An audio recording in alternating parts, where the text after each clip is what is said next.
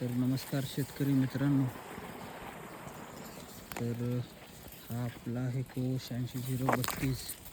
आत्ता ह्याला 3 महिने पूर्ण झाले. तर बैलांना थोडी बारीक माती लावून घेतो आणि फुटबॉल बघू शकतो. दोन डोळ्याची लागण पद्धत आहे. थोडासा तांबरी यायला लागला. तर फवारणी केली आपण. ओरल ग्रोथ आहे चांगली. प्लॉट बघू शकताय तुम्ही.